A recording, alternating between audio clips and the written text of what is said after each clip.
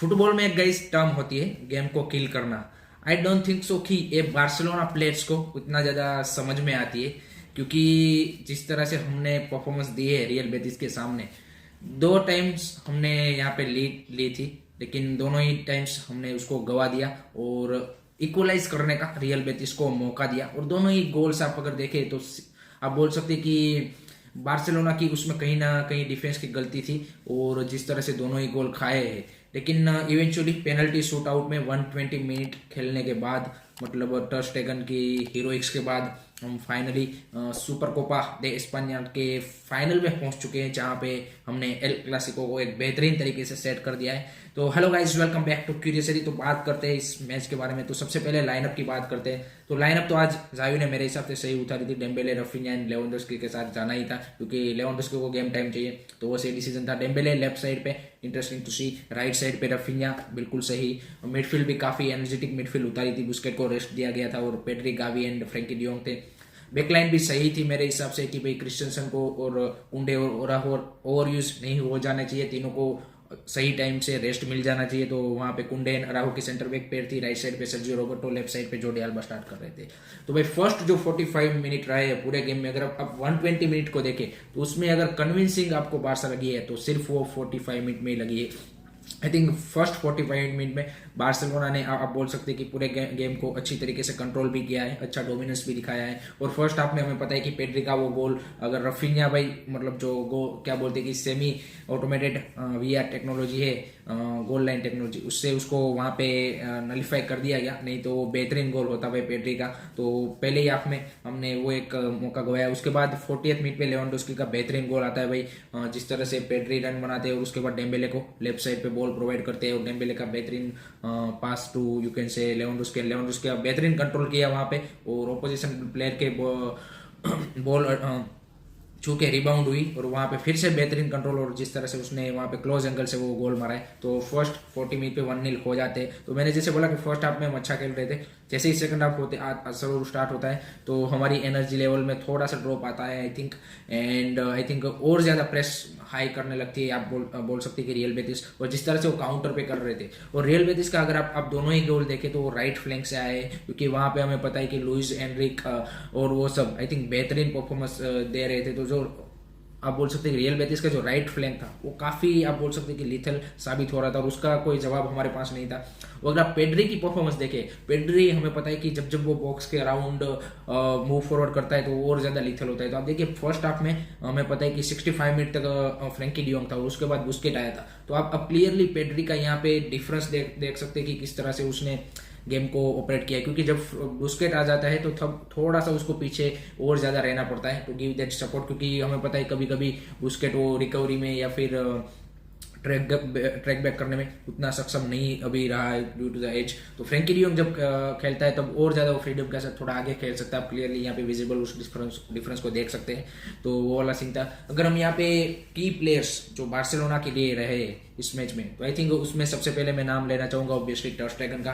टर स्टेगन का I think बेहतरीन गेम, आई थिंक इस सीजन का हमारा, मतलब अगर सबसे इंपॉर्टेंट प्लेयर अगर कोई, चाहे वो ला लीगा ले लो चाहे ये कॉम्पिटिशन ले लो, उसमें टर स्टेगन रहा है। जिस तरह से भाई 2 penalty save, penalty shoot out में पेनल्टी सेव करना, और उसके पहले भाई थ्रू आउट दी 120 मिनट भाई 3-4 उसने ऐसे क्रूशल सेव किए कि उसको पूछो ही मत।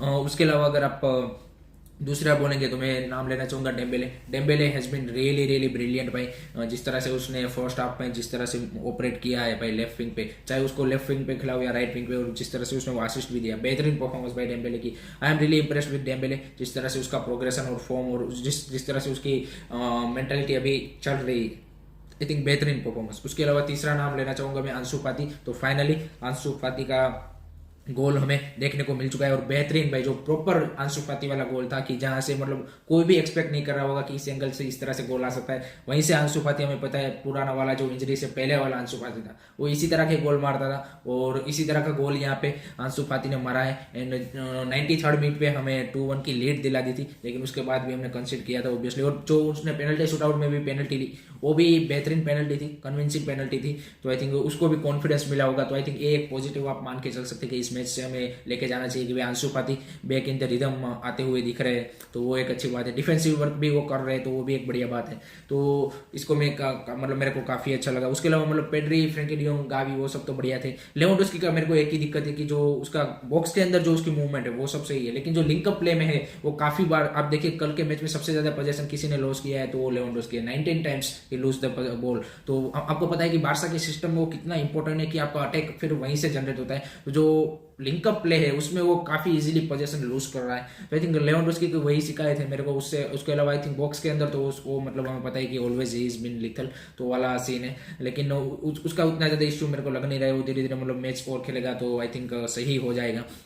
अगर हम आप बोल सकते हैं कि वर्स्ट प्लेयर जो इस मैच में हमें कंसर्न प्लेयर लगे हैं, तो आई थिंक उसमें सबसे पहला नाम मैं लेना चाहूंगा फेरान तोरेस का। एज ए सब्सटीट्यूशन आए थे रफीनिया के, और भाई आई थिंक उसकी मेंटालिटी और जो उसकी आई थिंक एक मेंटल ब्लॉकेज हो चुका है, आई डोंट नो क्या उसके साथ चेंज चल रहा है, और आई थिंक वो कंसर्न अब बनता जा रहा है, क्योंकि I think mentally he is not in the pitch. मेरे को लगता है कि जिस तरह से उसकी मूवमेंट है या फिर जिस तरह से उसका फर्स्ट टच है या फिर जिस तरह से उसकी डिसीजन मेकिंग है, आई थिंक वहां पे इश्यू दिख रहा है। तो I think Ferran Torres has to step up his game.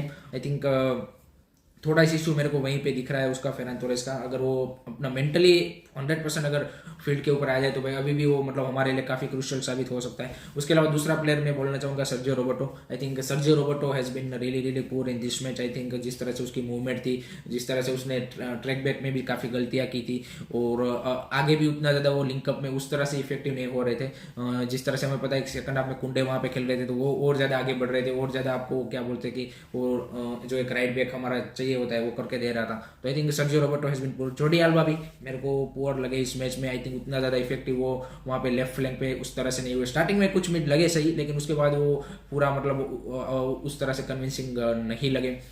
उसके अलावा रफीनिया भी ठीक ठाक लगे मेरे को, उतना ज्यादा इस मैच में स्टार्टिंग में 5-10 मिनट आप बोल सकते हैं कि उसने अच्छी वहां पे दिखाई। उसके बाद आई थिंक उसका एक जो सबसे प्लस पॉइंट है वो जो हमारे फॉरवर्ड्स है उसमें क्या बोलते हैं कि वर्क रेट, और जो जिस तरह से वो डिफेंसिव वर्क देते हैं, आई थिंक वो सबसे बढ़िया उसका प्लस पॉइंट है।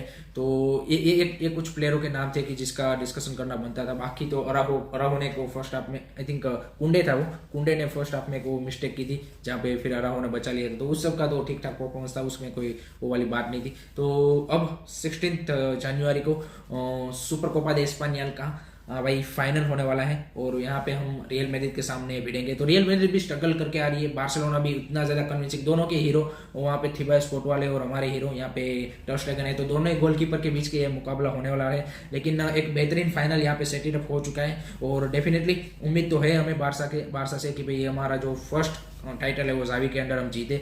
तो लेट्स सी कि भाई रियल मैड्रिड के सामने क्या ये टीम किस तरह से परफॉर्मेंस देती है, और क्या हम एक बेहतरीन परफॉर्मेंस देके और जो रियल मैड्रिड जो हमारी आर्क राइवल है उसको हरा पाते और अपना पहला टाइटल हम इस सीजन का और जावी के एरा के अंदर क्या जीत पाते हैं, तो वो देखना काफी क्रुशियल होगा। तो thank you very much for watching this video guys. अगर ये वीडियो आपको पसंद आया तो please like share and subscribe करना ना भूले। Thank you very much, take care, bye bye.